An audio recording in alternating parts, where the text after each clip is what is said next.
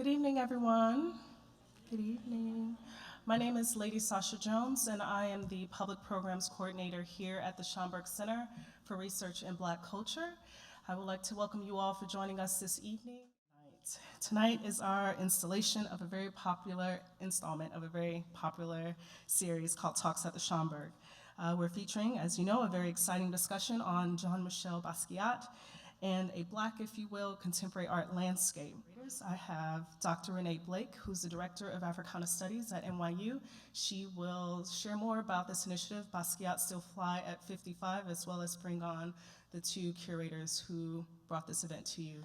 Basquiat was a Black man of the African diaspora, and his soul continues to live on.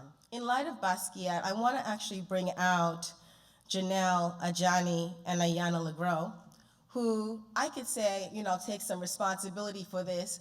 I am just the sponsor. It is their brilliant minds that actually make this happen.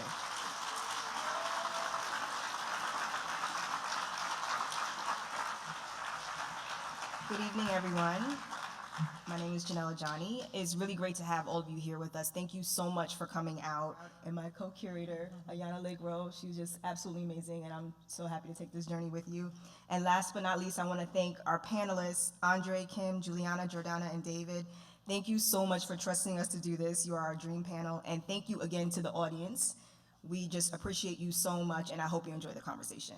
The goal of tonight's event, entitled Basquiat and Contemporary Queer Art, is to include a dialogue around Basquiat through a contemporary queer arts lens within the Schomburg's 90th anniversary season.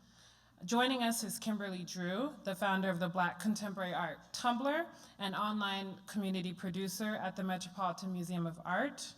We also have Dr. David Clayton Wills, visiting assistant professor of media, culture, and communication at NYU Steinhardt. Dr. Jordana Saggese, who's who's an associate professor at California College of the Arts and the author of Reading Basquiat. And one more person. We have Juliana Huxtable, who's a photographer, DJ, and poet. And finally, Andre Singleton, who's the co-founder of the Very Black Project. Please welcome our panelists.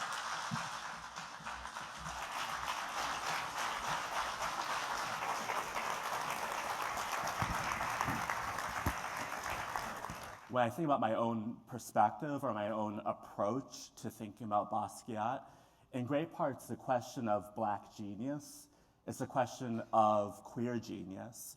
And so to read Langston Hughes's meditation on genius really seems like an appropriate start to a really exciting evening, to be honest. Such a large part of my project is really to make sure that his fame and his popularity in popular culture and in the mass media doesn't threaten to eclipse his real and very significant contributions to the history of American art. So I think carrying that with me, that the amount of life that he put into his life, because I forget the quote exactly, but it's like, when I'm making art, I'm not thinking about art, I'm thinking about life.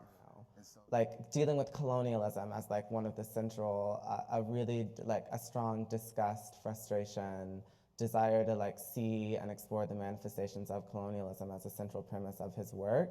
And he was able to do this with a sort of sensibility that was still, in whatever way you want to see it, cool in a lot of ways, but also really complicated. And so he was able to straddle a lot of different things.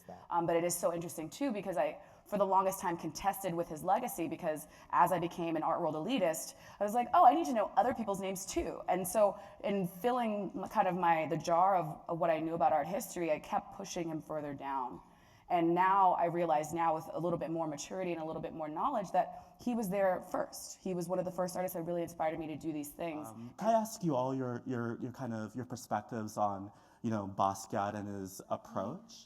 And the work speaks to different audiences in different ways, in different vocabularies, in different languages. It's sort of multilingual. Or something. And for me, what really, really touches me is his humanity. Who were his friends? But what his global interconnectivity could look like in a cyberspace is something that I always think about. Because for me, the cyberspace is a space of love, but also a space of surveillance. It's also deeply kind of coded.